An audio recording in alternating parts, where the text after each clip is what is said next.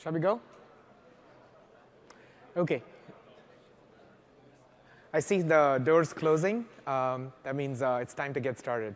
So first of all, thanks everyone for coming to this session. I'm Undi Ravindranathan, and I'm a program manager on Visual Studio. My team is responsible for the tools that you might have used in Visual Studio over the past many years for building apps for Windows of all kinds. My team builds things like the visual design surfaces, project templates, the ability to deploy apps to devices, debugging, and everything in between. So I'm really excited to show you some of the things that we are working on in sort of a preview of what we're working on of some of the tools that we are building for Visual Studio 15. So the agenda for today, it's kind of, I'm trying to do two different topics, so it's going to be, depending upon where your interest is.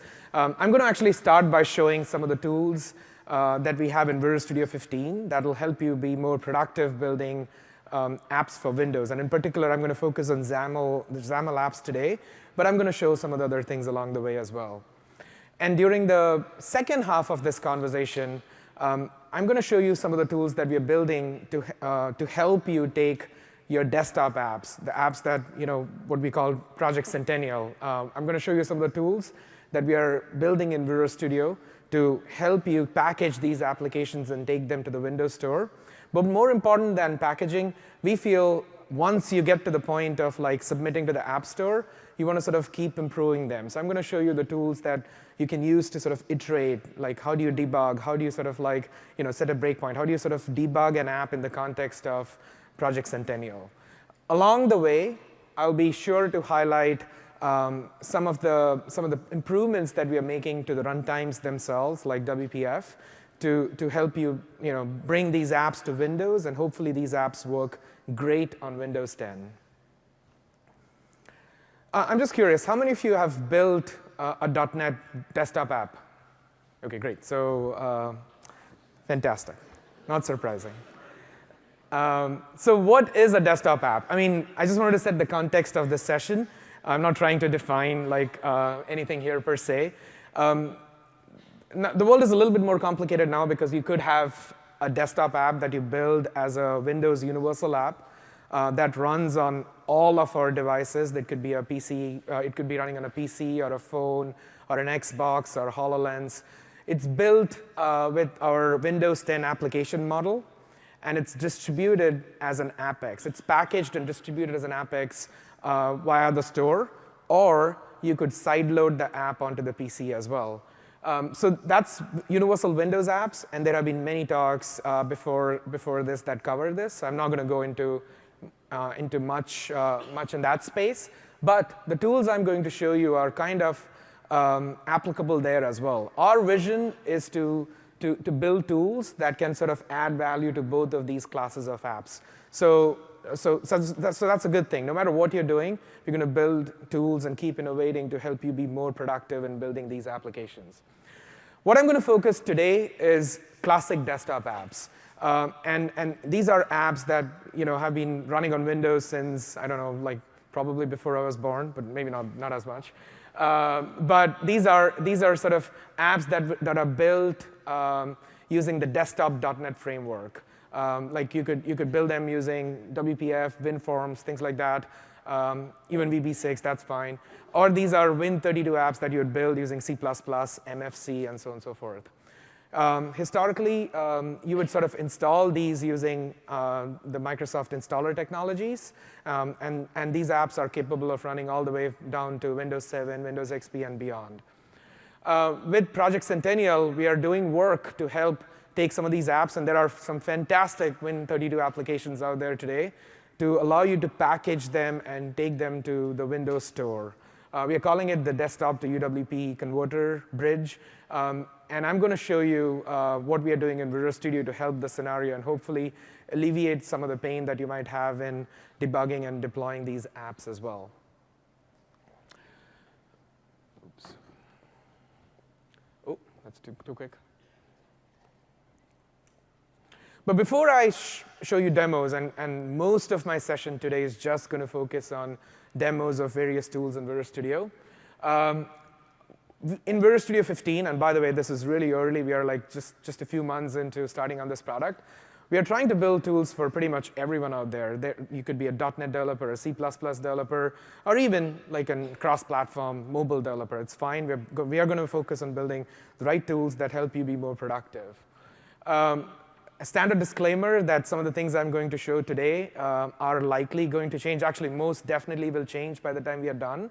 But it should give you an idea of the kinds of things that we are building. And more importantly, what I'm looking for is for us to have the conversation where you can give us feedback on whether what we're doing is right, is it going to help you build great apps, what's missing, and so on and so forth.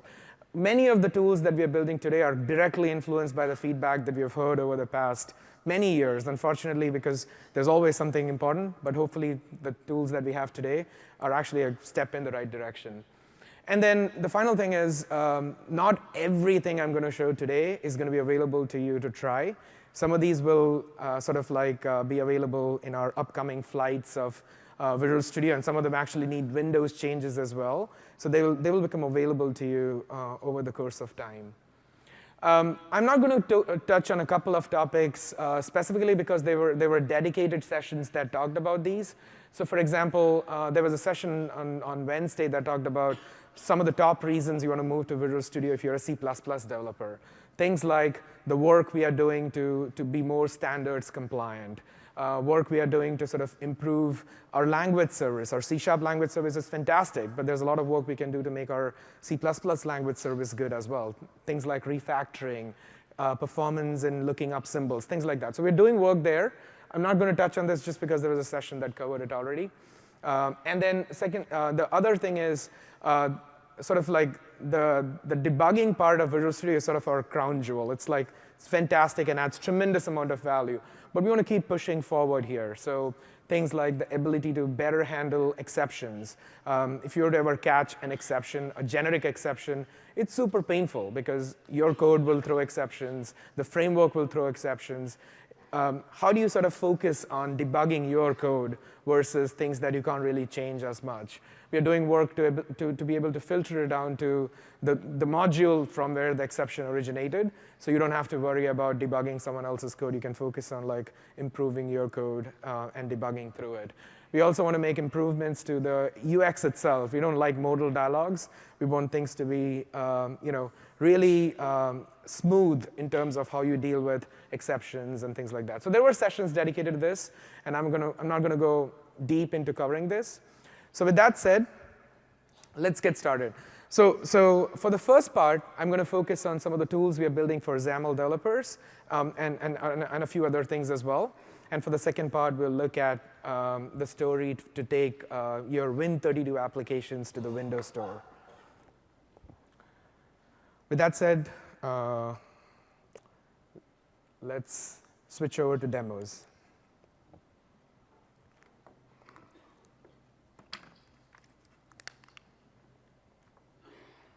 Oh, sorry, my PC has gone to sleep.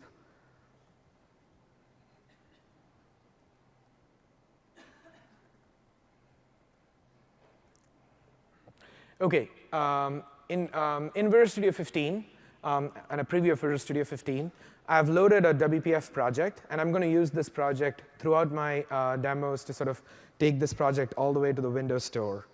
So let's get started by hitting F5 and seeing some of the capabilities in Visual Studio.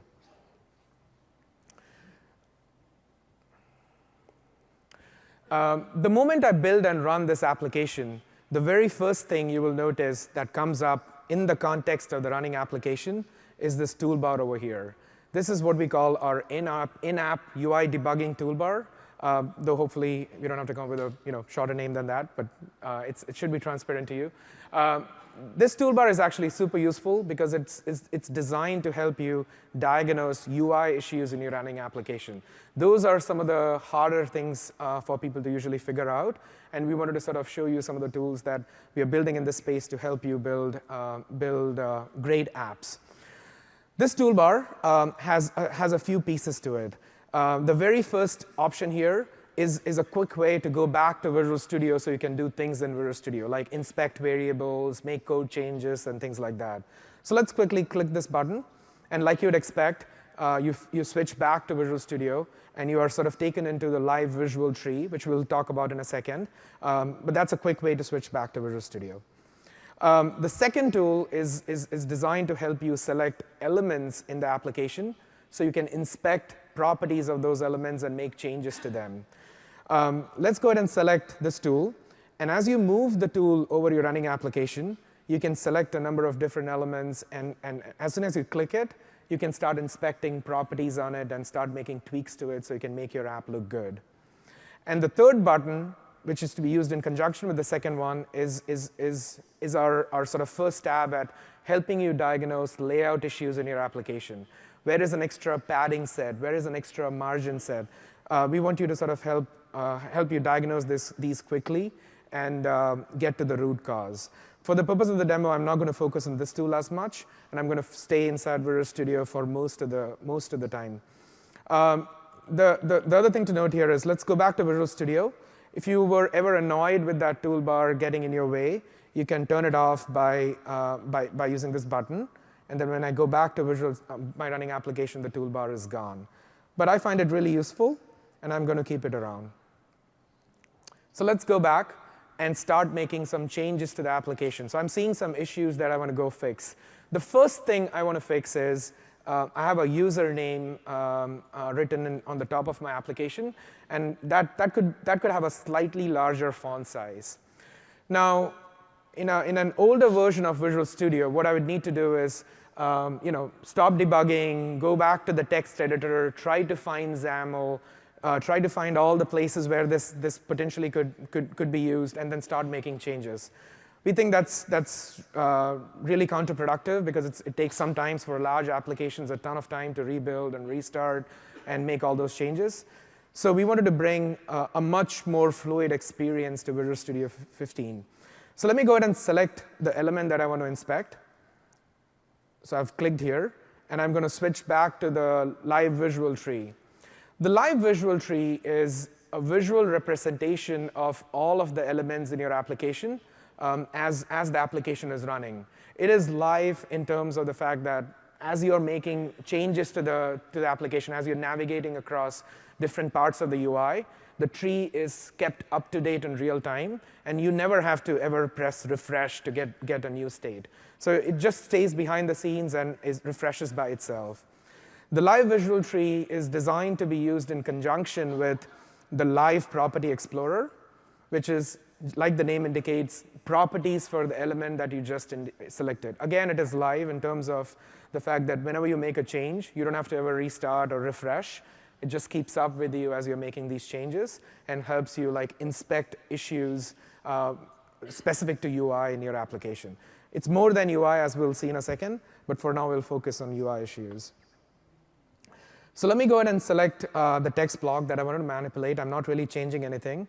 In Visual Studio, no matter where your XAML is coming from, we'll be able to find that location and take you right to the place in XAML where your element is defined.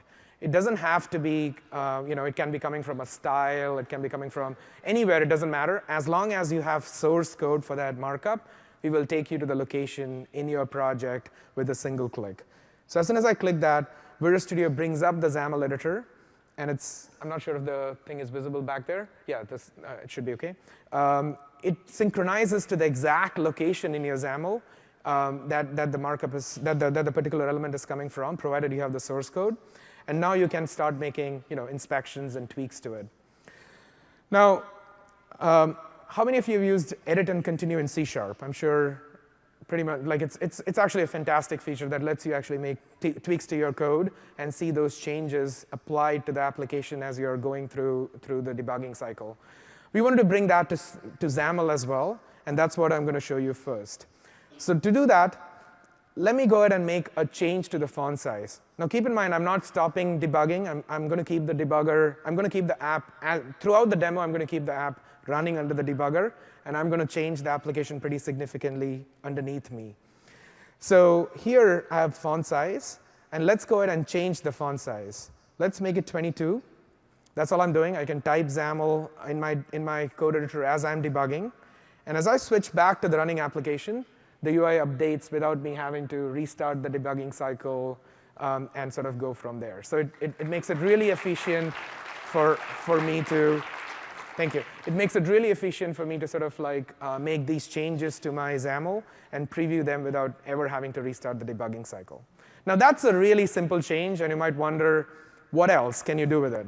So let's go pretty radically change this UI, all using XAML edit and continue. And I'm not going to stop the debugger ever.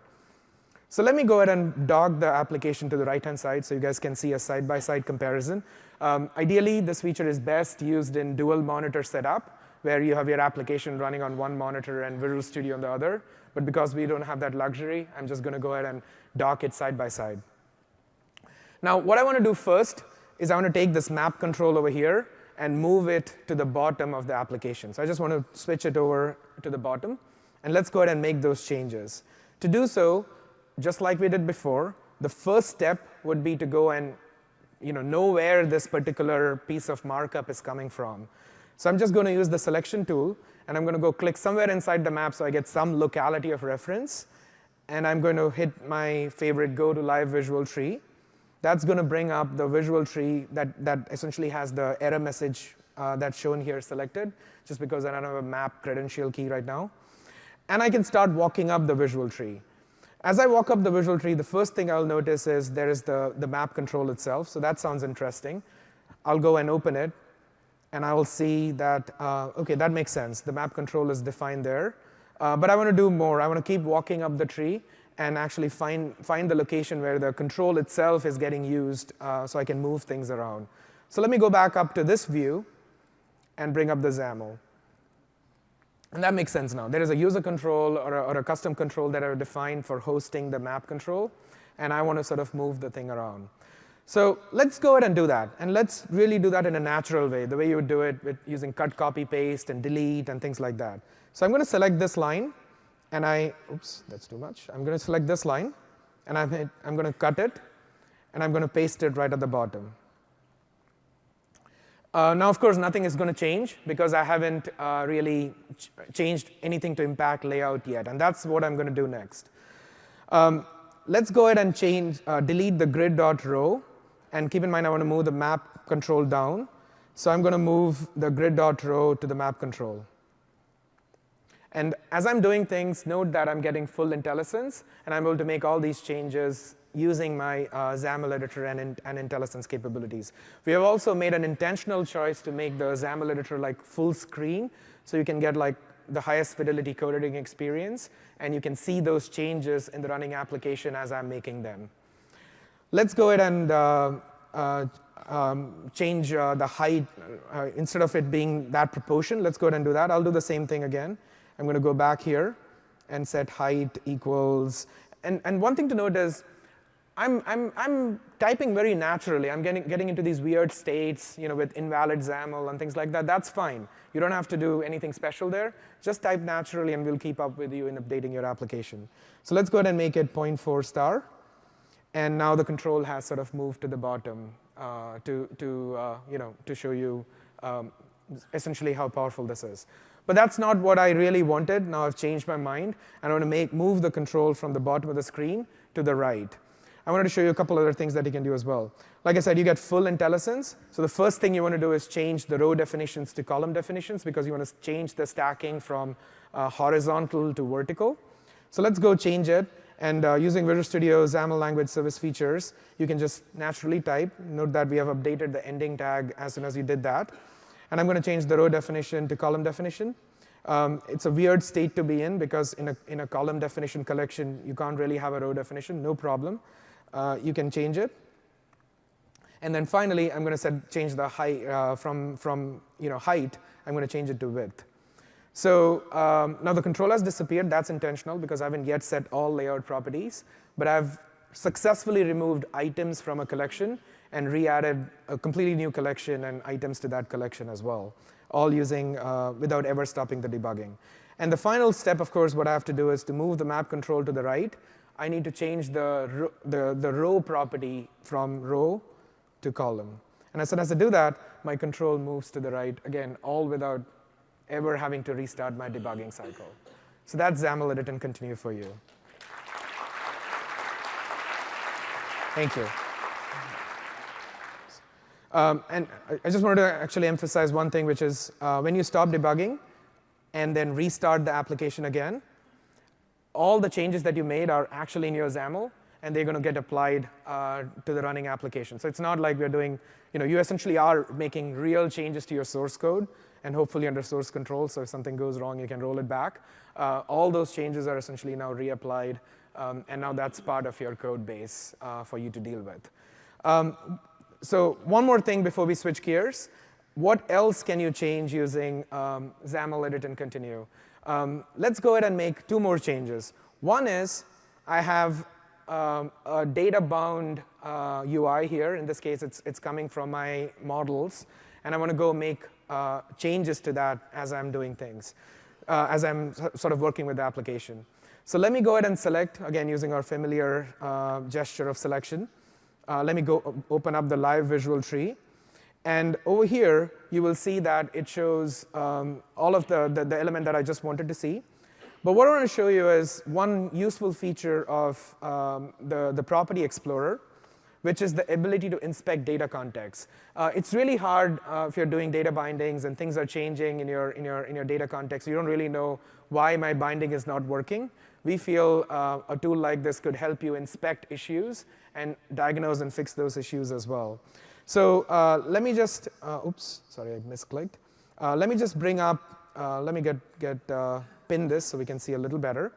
And let's search for the data context property. As soon as I search, one of the properties that's shown here, and the reason why things are not expanding is that there's quite a bit of hits, so we don't want to expand them all. But you can see the data context and start inspecting the properties of the data context. In this case, you can see there are properties, and keep in mind this is just a normal object. This is nothing to do with XAML.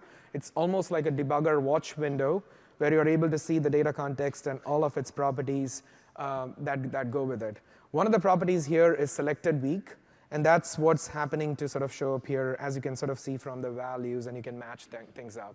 So you can do inspection of things like data context and other objects in this scenario as well. But what I really wanted to do was make a change to the binding. And to do so, let me go back and open up the XAML editor, get these windows out of the way. And in my XAML editor, I have a selected week data binding. Let me go and change that to selected date. And if things work,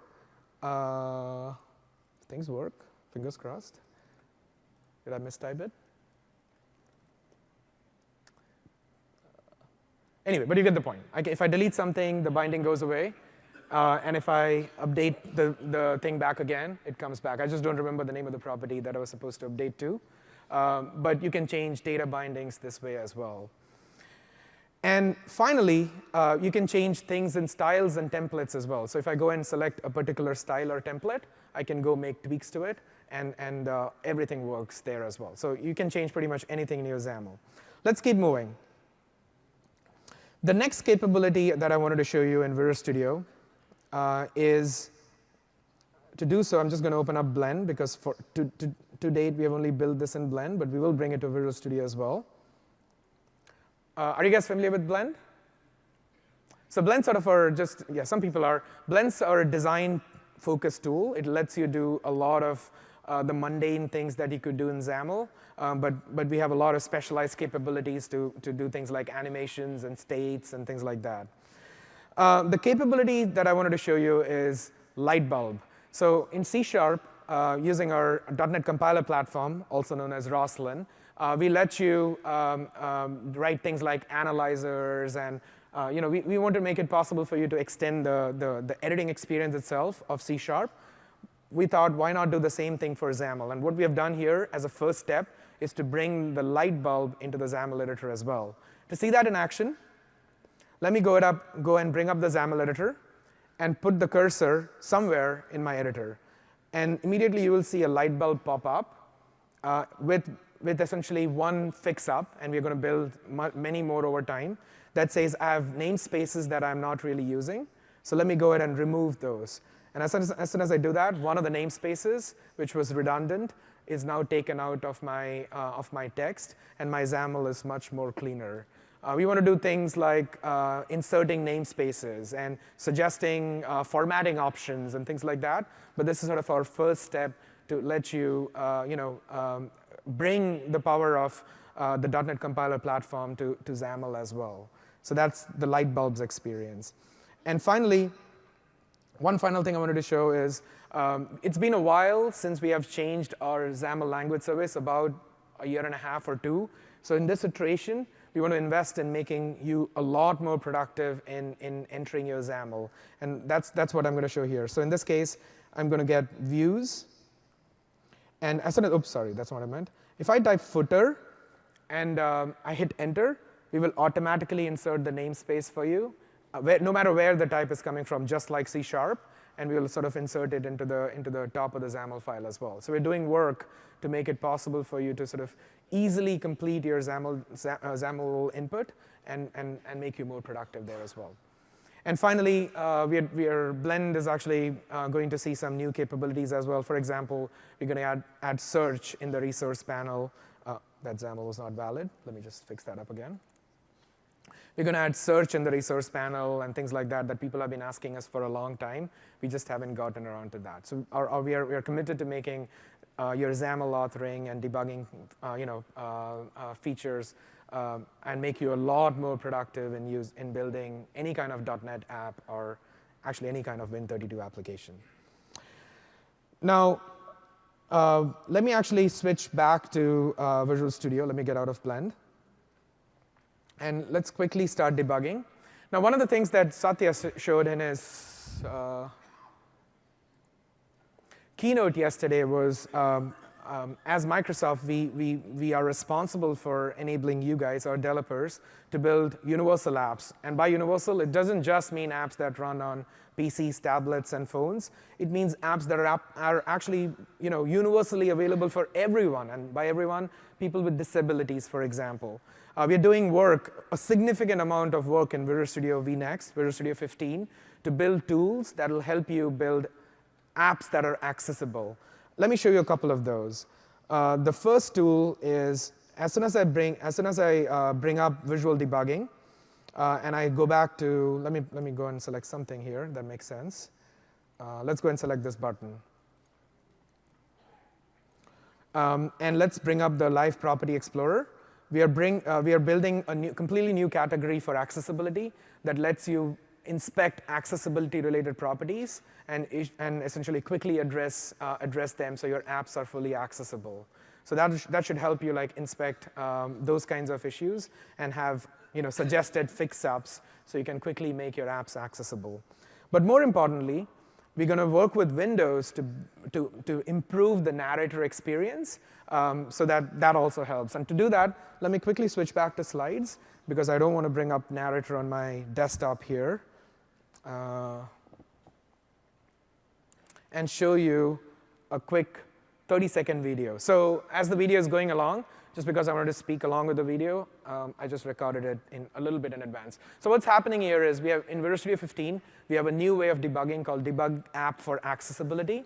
And what's going to happen here is as soon as the app comes up, we're going to launch narrator for you behind the scenes. So that's a little bit more productive for you. And then finally, let's wait for a second, the app's going to get blanked out. And that's intentional, because we want you to sort of experience the application just like a person with visual disabilities would experience. And you can sort of then tab through the application, work through, try to, for example, complete a transaction in this application. And it's almost going to be impossible. So think about the user who can't do it. And the tools that we are building should help you diagnose these issues and fix them up as well. One thing to call about this mode, we're going to work with Windows in such a way that only the app that you're debugging will essentially be blanked out, and narrator will only be reading that app, so that when you switch back to Visual Studio and try to fix up the problem, narrator is now not reading Visual Studio itself. So we're going to make it such that it's really productive for you to sort of just look at the app that you're debugging and make changes to it. So let's switch gears a little bit, but before that, let me quickly recap. I think I'm doing well on time. Just to summarize, using XAML edit and continue, you can make changes to your XAML and see those changes happening in the running application without ever having to restart the debugging cycle. Oops. XAML IntelliSense, we are just starting to adding new capabilities, things like namespace completions, Rosslyn, Lightbulb, and so on and so forth. And we are starting to make Blend a better product as well. Narrator developer mode, this is what I just showed you, where Narrator sort of helps you visualize your app as a person with visual disabilities would, and they can sort of go inspect and fix those, and you as a developer can go inspect and fix those issues as well. And finally, the UI debugging and authoring tools as well, where we are making it much more easy for you to inspect automation-related, accessibility-related properties. So now let's switch gears to talk about taking your Win32 applications to the Windows Store. How many of you have heard of the story from earlier this week where you could potentially do this? And I'm just curious to hear how many of you are interested in that. OK, wow, that's actually pretty phenomenal. So that's a good bit of audience. So today I'm going to focus on the last 2 bullet points here. But let me just quickly walk over the story. We want you to make it possible for you to take your existing Win32 applications, and by that we really mean any kind of Win32 application, a .NET, C++, it doesn't really matter. We want to make it possible for you to package this as an Apex package and either submit it to the Windows Store, or if you're an enterprise customer, sideload and distribute it via the enterprise as well. The thing to note here is the Win32 code in this case, we will be successful only if we made you do pretty much nothing except repackage. And so like really your application is going to be running just as it is on the desktop. It's running in full trust. It'll have access to all of the UWP functionality. So if you wanted to light up something, you can do that as well. But the last 2 bullet points is where I'm going to focus my talk on, which is how do you make it such that you have the same code base and you can sort of still deliver an app to the Windows Store. And maybe if you wanted to sort of maintain an app for Windows 7 using MSI technologies, that's fine as well. How do you sort of like think about it that way? And then more importantly, how do you think about iterating on such solutions that contain both desktop app code, the code that you already have in place, and the code that you may want to write in the future as well? So let's go take a look at how this workflow looks like with a demo. Oops, sorry, that's not what I meant. OK, so let me stop debugging. And what I'm going to now do is I've taken my Win32 application. And by the way, this particular version of Visual Studio does not have setup projects enabled. But that last project over there is a Visual Studio setup project. So if I build a solution in VS, I am going to get an MSI out of this one. I'm just not going to do it here because that's not as exciting. But this is really getting me an MSI. Now, what do I do with that MSI? So that's the first step of the workflow. Like you have to do this one-time conversion process of your MSI into an Apex package. And we will provide you with the right tools and the SDK and Visual Studio to do so. Because we are a little early in the process, you have to do a couple of manual steps today, but super trivial. Let me just quickly walk you through them. So let me log on to my VM. And while it's coming up, thing to note here is you don't really need a VM. I've just kept it because I could not make everything work on the same build of Windows. But you shouldn't really, it's an optional thing for you to do so. So I'm going to bring up PowerShell. And I'm going to run as an administrator. Wait for a second. And here is what I have today. I have a folder that contains the MSI installer that I built for the project using what I showed you in Visual Studio. And I've just copied the installer to this VM just to save us some time. And now I have a PowerShell script on which I'm going to sort of convert this into an Apex package as we speak. So let me go ahead and create a new folder and call it Apex Layout. And let's go ahead and run the command that converts from an MSI into an Apex. All you have to do is run this PowerShell, and we will do everything necessary to create you that first Apex package to get started. Now, the command itself, really the 2 interesting parts from your perspective is there is an input that you specify, which is an MSI, and an output you specify, which is your Apex package root, which is where the the package ends up getting created. So let's go ahead and copy this and run it in PowerShell. It's going to take about 5 to 10 seconds, if fingers crossed, if everything goes well. And what it's really doing behind the scenes is it's literally like running your MSI and listening for file system changes and registry changes. So they all get logged and registered, so we can virtualize that out from you. One of the value propositions with the ability to take Win32 apps to the store is we want to make it possible so that your users, when they download those apps, their machines don't get litter all over the place with custom components from different MSIs. We want to sort of like virtualize that entire system, and that's what this tool is really doing. That's pretty much it. 10 seconds later, I have an Apex package. And if I now go back to my folder and take a look, it has all of the files that I just sequenced. Really, there is 3 things here. There is a virtualized file system, which contains, keep in mind that I'm writing files like in a number of different places. It contains all of those. Like if I go to program files, here is all the DLLs that my project has. And it does create a couple of extra artifacts. Like it creates a manifest, and it creates a virtualized registry file as well. So that's all it does. Now all I need to do is copy this back to my dev box, and I'm ready to start like iterating on it and making changes. So that's what I'm going to show you now. So let's get out of that VM. And now what I've done is I've copied the same package. In the interest of time, I just copied it manually here. And now I'm going to start making iterations and making this app even light up more functionality in the context of a UWP. So the first thing that you need to do is in Visual Studio, we are adding a new project system called Desktop to UWP project. The name is temporary, and it'll change. So let's go ahead and add one of those.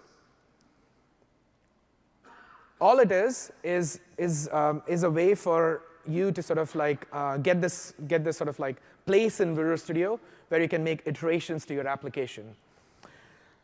To test the application that I just built, I need to do 2 things. One is I need to set this project as startup, so I can hit F5 and I can start debugging it. And the other thing I need to do is I need to go to its properties. And in properties, I do see what is like the root of the layout that I just copied down. I need to set it so that every time I hit F5, I'm deploying changes to that location, and I'm making iterative improvements to my application. So let me go ahead and set the layout that we just created, which is over here. I'm going to just copy this path and set it here. And now Visual Studio is smart enough to know that there is an executable. By the way, your MSI or your app could have multiple entry points. Each of them ends up being a tile in the start menu. In this case, there is only one entry point, and I'm going to set that as my F5 entry point. And I'm just going to start debugging. So now what's going to happen is Visual Studio is going to register the package that you just created, and it's going to activate the application for debugging as we go. So here we go. And as you can see it, the application is now coming up. And as this tile indicates over here, it's running as a UWP app, all built from your Win32 code base with just a couple of single clicks, and now fully debuggable and authorable inside Visual Studio. Now you might wonder, that's great, but now I want to add some code that lets me do some UWP-specific things. So for example, you might want to add code for calling an API that updates a tile. When you add such code, the thing to keep in mind is that if you wanted to make this app also run on a Windows 7 machine, that API does not exist on Windows 7. So you have to take some precautions when you write the code. So let's take a quick look at that. The first thing you would do is to create a new configuration, so you can conditionally compile your code for Windows 7 or Windows 10. Let me just quickly add like a debug configuration. I'm just going to copy my settings from my existing configuration. So let's call it desktop UWP debug. So all I've done here is created a conditional compilation, just set it up so that I can conditionally compile my code for Windows 10 or Windows 7. And then the other thing to do here is, as soon as I do that, I need to set up because you could have packages that you're building for debug and release, You need to do this for every configuration. You need to say, where is my actual test package located at? So in this case, I'm going to use the same package. I'm not going to bother about changing anything. So let me go set that. And let me change, set the tile up again. That's all I need to do. And on top of that, I have to do one more thing, which is I need to say, whenever I'm hitting F5, please rebuild all of my dependencies so that as I'm making code changes, I can test those changes in the context of the application. So a simple way of doing that in Visual Studio is to add a couple of project dependencies for both of the projects that I have. And I'm going to hit F5. And just to show that this is going to hit the breakpoint, let me go and set it's too late. Let me just, I'll show that again. I'll get to that again. But you can set a breakpoint, and now the application will sort of like be debuggable under Visual Studio. Now comes the interesting part of adding code that is specific to UWP. So to do so, and we're going to do a bunch of work here to make this even more smoother. The first thing you need to do is add a reference to the metadata file that contains all of the Windows 10 APIs that you can potentially call. So I'm just going to go to add reference for now, and I'm going to add a reference to the Windows WinMD file. Think of WinMD as just a DLL that contains like all of the API signatures, and hit OK. Keep in mind that I've added that to my desktop app project, and I'm going to go to my code. And I'm going to add just a couple pieces of lines of code to show you a tile. So let me go back to some sample code here.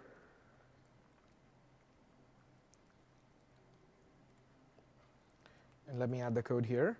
And then resolve a couple of those namespaces.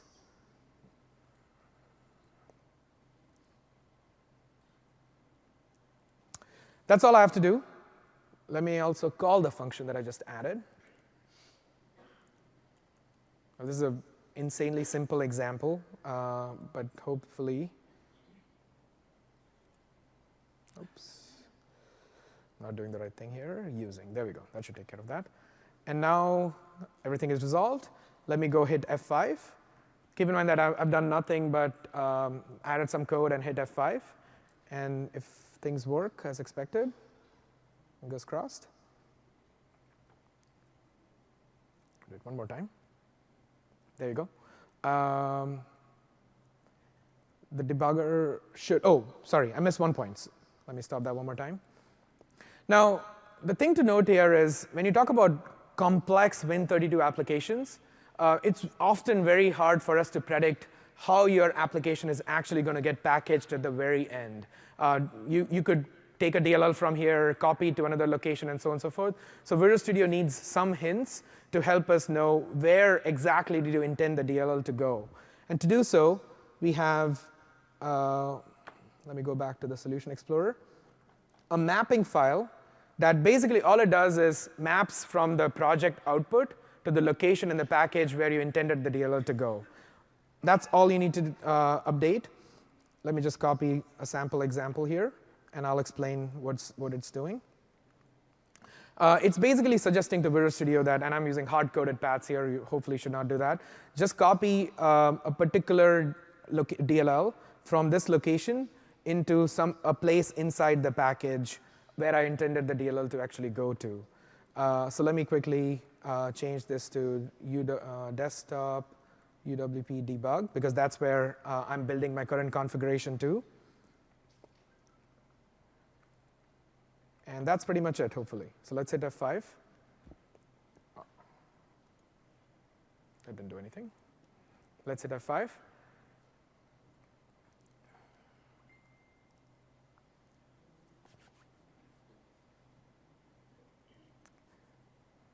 Oh, what happened there? Did I make a mistake?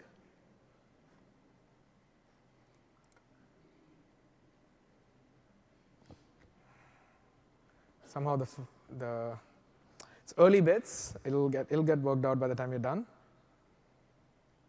Let me just. I think the process is still running.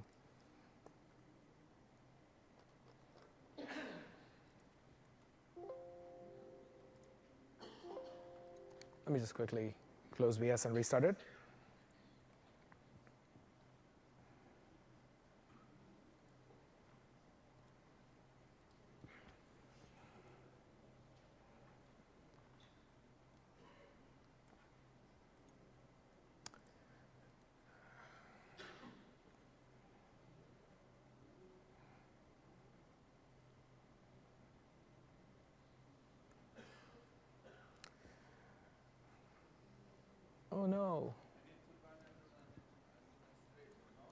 No, it's good. It's good. I think the process is still running. It didn't shut down cleanly. But you get the point. Like as soon as I hit F5, I should be able to deploy the change, set the breakpoint, and I should be able to step through the code. So what I've essentially done is pushed a change to the running application package and debugged it successfully through Visual Studio. Let me quickly switch back to my slides just to recap, because it's probably easier to just take a look at the bigger picture. So what the workflow, what I just showed you is you essentially have a project in Visual Studio that has a dependency to another project, in this case a DLL. You're packaging, this is your current story today. You're building that into an exe and a DLL, and you're then packaging that into an MSI. Using the converter, we converted that into an Apex package. And at this point, if you think your app is good enough, that's fine. You can just package it using the SDK and send the resulting app to the store, no problem. But more likely than not, you do want to sort of light up additional functionality for your application. So what you need to do is you need to add a new project so that we can stitch the whole thing together. That project has a reference to both the library and the application, one or the other. It's up to you. And the project has a list of files that map from the original project into the package itself. You could have any number of flavors of this, and you can sort of like, from that perspective, get going by packaging an app to the store. So I hope this picture helps clarify a little bit of the kinds of things I was trying to do there. OK. Let me actually talk, since we have 5 more minutes, let me actually quickly show you some of the improvements that we are making in WPF to help make some of these apps, like especially apps that you're sending to the store, work better on Windows 10. Now, because I only have a single PC here, I'm going to have to do this as one video because I don't have a PC with the issues. So here's an example of an app that's running on Windows 10 RTM without any changes to WPF. So the first thing to note here is when the app, and it's the exact same app, by the way, no code changes. The first thing to note here is as I'm going to a tab and I'm putting my cursor in notes and switching back and forth, I'm not really seeing the keyboard come up, and I'm not really seeing the stylus come up either. We have done work in WPF in .NET 4.6.2, which should be available with the next update to Windows, to make this problem go away without you having to write a single line of code. It should just work. So here's the example of the exact same app that runs on a pretty recent build of Windows. And as you note here, as soon as I go to the application, I go into the notes. With the stylus, I automatically get the ability to ink. I switch back, and I'm coming back using touch. I do get the ability to sort of like bring up the soft keyboard as well. So you've done work to improve the touch experience of WPF itself, because we realize that you can't just take these apps and put them to the store. They need to work well with other UWPs today, and we need to make .NET that much more better to handle these scenarios. One more example. We're doing work to improve, and this is not really clear because of the monitor, so I didn't even try.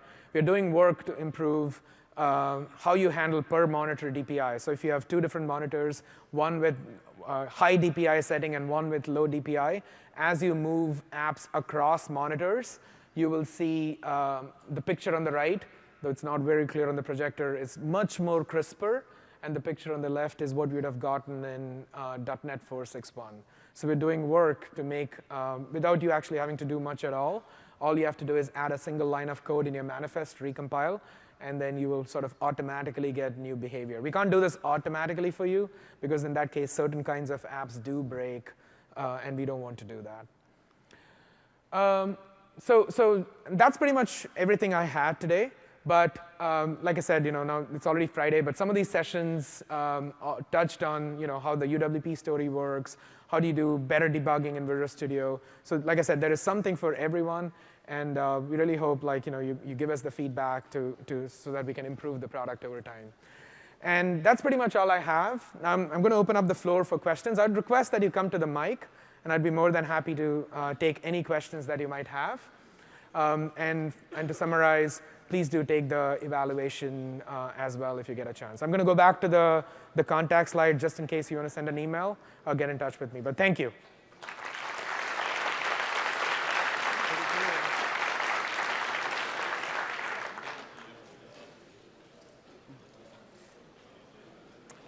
Yes, can you please use the mic, please? Does the focus tracking work for it as a WPF desktop app before you convert it to an AppX? So the question is, oh, actually, you're speaking on the mic, so I'll just say, yes, it does work. You don't have to be essentially running as an AppX, but you do need to be running on Windows 10 because it does use new Windows 10 APIs. Thank you.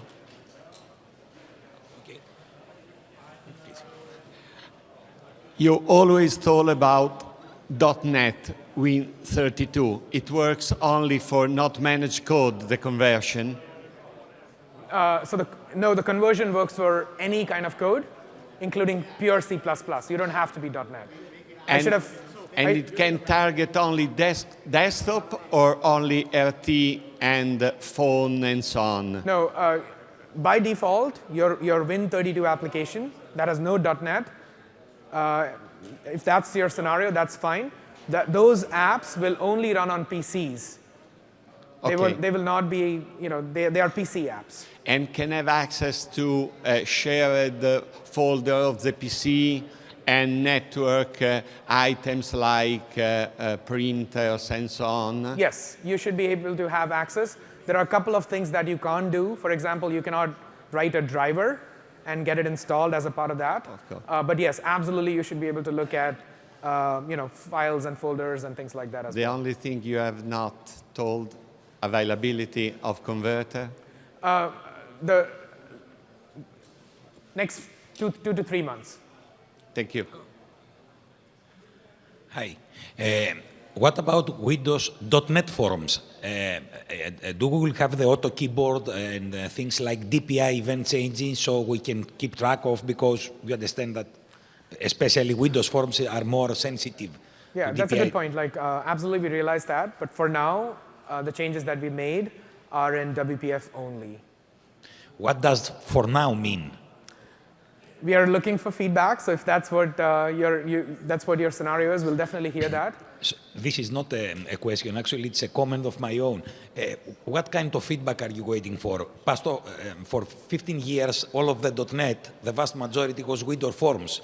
Would you expect us, the developers, to be sitting for 10 years? No. So there are a lot of Windows Forms applications over there. That's absolutely a good point. Enterprise ones, not only games and puzzles. Yes. Thank you. Thank you. That makes sense. Thank you. Any other questions? So if I have a normal desktop app and I want to submit it to the store, is there anything that the store does to ensure safety that my app isn't doing anything it shouldn't, maybe stealing credentials or using, because basically one of the tenets of the store is that I as a user am ensured that the app is not doing anything too bad, because you can statically analyze it with the Win 10 APIs. Yeah. But if you just let any desktop app in there, how can you have that same level of the same guarantee to the end user? Right. So I think of this as 3 scenarios essentially. One is you're building for yourself, in which case it's your own app and you can sideload it and that just works. The second scenario is you're building an enterprise, and that again is under your control. Yep. For the public store, our current, to start with, we're going to make it such that it's only trusted partners that are sending apps to the store, so that as a customer, when you download these apps, you don't have to worry about something going wrong, because you're right that these are full trust applications and they can do pretty much anything. So you're not just taking any random submission from the store. Because of its full trust nature, we do want to sort of work with apps that essentially have a certain bit of reputation out there today. And we want to sort of maintain that customer confidence promise as well. So it's sort of trying to balance between the two. All right, thanks. Thank you. But that's a policy decision, and we can sort of tweak it over time. But certainly we're going to go that way to start with. I have a follow-up question Yes, for please. on the WinForms. Will the in-app toolbar, basically selection pointer, work for Windows Forms as well? No, it's a WPF apps only thing, but it can, actually I should say, it's a XAML apps only thing. It's tied to the XAML technology today, and so it only works for WPF and UWP apps. Okay. Does the XAML edit and continue work with visual states and animations and storyboards? I did not show that. I did not show that today because it doesn't work today. But by the time we are done, it should definitely work for those scenarios as well. Cool. Thank you. Hi. So we currently sell, like at Best Buy or box products, so the user could be a Windows 7, Windows 8, Windows 10. Now, if we convert, we can sell through the Microsoft Store. But can the same build that we convert, can we still sell it on in a DVD? Yeah, absolutely. Through Best So that's Buy? what I was trying to say. Like in my project, I essentially had two setup projects, one for the AppX part Right. and one for the MSI part, So- using the same code base that I'm sharing across the two.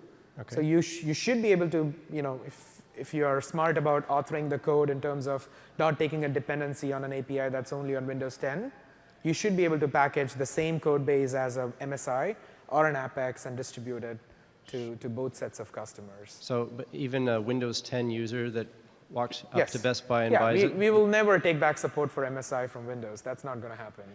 No, can they use the AppX from a DVD, for example? Sorry, I missed that question. Yes, so we are doing work in Windows 10 so that you can double-click and install an AppX. Okay. So yes, the semantic equivalent of the DVD scenario does work for AppX as well. So it doesn't have to be an enterprise side loading. No. You can just double click it and install. Okay. Yeah. Perfect. Thanks. There may be some limitation on the number of apps and things like that, but generally, that's again a policy decision that we are sort of refining. But yes, we do have the double-click scenario in mind to install the AppX without going through the store. Yes, I have two questions. The first one is, does the converter work for apps that install drivers and services? No. Okay, then my second question isn't important. That's primarily because one of the promises that we want to deliver to our customers as a whole is we want to make sure that what you do is cleanly uninstallable and it doesn't introduce any, one app cannot impact another app, and that promise requires us to sort of make some trade-offs and things like that. Now that again could change over time, but today you cannot do that. And I will ask my second question. Does the converter require an MSI-based installer, or is it just watching any file activity? Technically, it doesn't need to, no. Okay. It essentially just watches the files. Now to start with, how much we automate using the workflow that I showed you, that's a good question. But no, there is nothing magic there. By the way, you don't even need to use the converter. You can basically take the AppX layout, build it with a simple app, and then start editing it and changing it as well. So converter is completely optional in this process. And yes, there is no dependency on MSI. It just is a convenience feature to take an MSI and convert it to an AppX package. Thank you. For WPF, are you doing any work to enhance the standard control set to have more of the sort of like modern look that a UWP app has? Because I noticed in your examples you using my apps, which I use myself. Yep. But it would be nice if I do UWP, it looks very modern, all the controls, you get those things. But if you use WPF, it basically looks like a Win format by default unless you add a bunch of your own styling. That's a good question. I mean, we are, to answer your question, no, we are not doing any work there. But we would love to sort of work with the community to sort of bring something into a .NET Foundation as an open source project or something like that allows us to, evolve something with the community. But I don't think that's going to happen inside the platform. All right, thanks. Thank you. First of all, great session. Really enjoyed it. I had a question on AppX. Whether this AppX package contains all the DLLs which I had on my desktop, or when I'm now pushing it to the Windows Store, will all those DLLs would be automatically pushed for me, or I'll have to do it explicitly? No, it's all. So the question is, if your MSI contains multiple DLLs, does the user have to know? No, it's all packaged together. Okay. Now, if you're in MSI world, your MSI can chain in other MSIs, but the sequencer, when you run it, should essentially do that as well, or you can do it manually as well. But the end user experience should be one app, one thing that they click on, and they get the app, and not necessarily 5 different things that you have to, manually acquire. All right. So it should be one thing. Yes, your source could be coming from multiple places, but we want to make the AppX thing self-contained. Now, keep in mind that Windows is doing a number of other things as well, like downloadable content and things like that. Some of those might work at some point of time in the future, but for your simple scenario, no, you should just go with one package that the user downloads that contains all the DLLs required for the app to work. Okay, thank you. Thank you. You can't, also, to specifically answer your question, you can't install shareable components this way. They are all essentially local to your application. But you can do it with one click. You don't have to do two different things to get those things done. Yes, sir. As part of the migration process, in that separate project, do you have the ability to host XAML controls in like a regular HWind? You mean WinRT XAML controls? Yeah, like with WPF, you can write a WPF DLL and then host the controls in an HWind. Can you do the same thing with the XAML? Like for desktop you cannot Win32? mix the stacks when it comes to UI. Okay. So you can call many WinRT APIs, actually almost all WinRT APIs, but you cannot call the UI stack itself. So you can't say, give me a new window and then put it inside my WPF app. You cannot do that. Okay. But you can call any WinRT API beyond the UIs, or many of the WinRT APIs beyond the UI stack. Okay, and then I guess follow-up question, you showed putting the UWP code into the old project. Are there some easy APIs to call to kind of check, am I running Windows 10, do this code, otherwise do the fallback code? Yeah, we tend to shy away from using version-specific checks, but you totally can do that, sure. You have to, don't you, if you want to run on both? If you're doing Win32 code, you really don't have an option. If you're running UWP code, there are other ways to check for light-up scenarios. Let's say you're writing an app for Windows 10 RTM, and then you want to add new APIs for Windows 10 Update 1, for the lack of a better term. You could choose to use light-up API checks to do so. And yes, but if you're writing Win32 code, you can do version checks as well. But if you're running for Windows 7, not Windows 10? Yes, you'll have to do version checks, and that works too.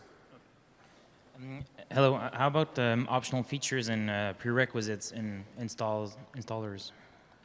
That's a good question. So for example, here, I will tell you a simple example here. Let's say you depend on .NET Framework 2.0, right? You cannot do that. Your app has to be sort of built for 4.6.1 or higher. So you can't install feature on demand things. But that said, I'll take that feedback back. Is there a specific component that you're looking at? But I'm thinking about C++ redistributables. Okay, so we are doing work to make the C. Are you familiar with what framework packages are for UWP? No, sorry. So they are sort of like redistributables for C++ that you can install using Apex technology as well. So if you're a Win32 application customer, your app can depend on a framework package, which is another Apex, which has the C++ DLLs, and so you don't have to take them app local. You could do so, but you can also have, that's the only scenario where sharing is allowed here.